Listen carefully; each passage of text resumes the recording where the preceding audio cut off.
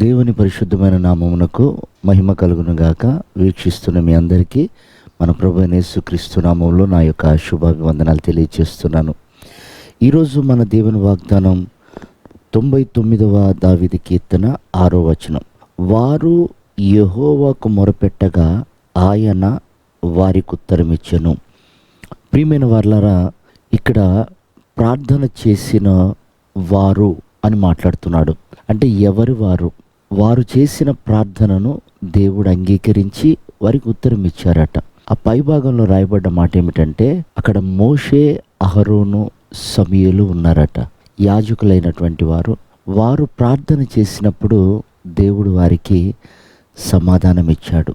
ప్రియమైనటువంటి దేవుని బిడ్డలారా, ప్రార్థన చేసేటప్పుడు దేవుడు ఒక క్రమాన్ని ఆశిస్తున్నాడు. నాకు మొరపెట్టు, నేను నీకు ఉత్తరం ఇస్తానని స్పష్టంగా ప్రభు చెప్పారు. అయితే మొరపెట్టేటప్పుడు ఒక మాదిరిని దేవుడు చూపిస్తున్నాడు. చూడండి, మోషే భూమి మీద ఉన్న జనులందరిలోకెల్లా సాత్వికుడై ఉన్నాడు. అంటే తగ్గింపు కలిగి ప్రార్థన చేశాడట. అంటే గోజాడుతూ ప్రార్థన చేశాడు, బతిమాలుతూ ప్రార్థన చేశాడు.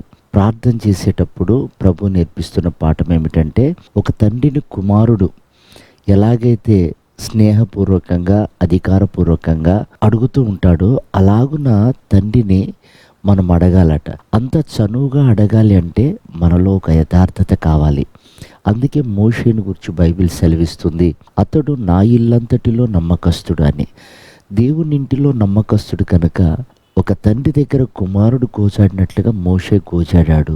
అతడి ప్రార్థన దేవుడు ఆలకించాడు. చూడండి, రెండవదిగా అహరోను మోషే కంటే పెద్దవాడైనప్పటికీ మోషేకి లోబడమని దేవుడు చెప్పినప్పుడు అతడు లోబడ్డాడు.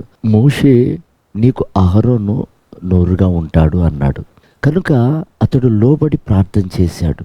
అతడు అప్పగించుకొని ప్రార్థన చేశాడు కనుక ఆ ప్రార్థన అంగీకరించబడింది. చూడండి, సమూయేలు దేవుని సన్నిధిలో బాలుడుగా ఉన్నప్పుడు ఎదిగాడు.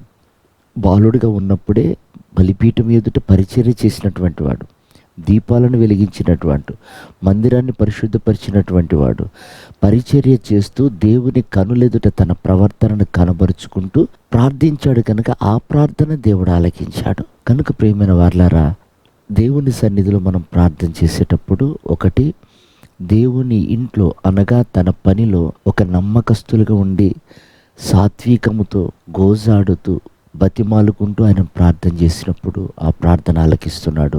అలాగే తగ్గించుకుని ప్రార్థన చేసినప్పుడు ఆ ప్రార్థన ఆలకిస్తున్నాడు. అలాగే దేవుని సన్నిధిలో పరిచర్య చేస్తూ దేవుని కనులకు యథార్థంగా కనపడ్డప్పుడు ఆ ప్రార్థన ఆలకించి సమాధానం ఇస్తున్నాడు. కనుక మనం ఈ రోజున ప్రార్థన చేస్తున్నాం, సమాధానం రాలేదని అలసిపోతున్నాం, సమాధానం రాలేదని విసిగిపోతున్నాం. కనుక ప్రియ దేవుని బిడ్డలారా, ఇక్కడ ప్రభు చూపినట్లుగా మోషే, అహరోన్, సమూయేలులు చేసినట్లుగా మనం ప్రార్థన చేయగలిగితే తప్పకుండా మనం జయం పొందుకుంటాం. అలాంటి కృప ప్రభు మనందరికి అనుగ్రహించును గాక. ఆమేన్.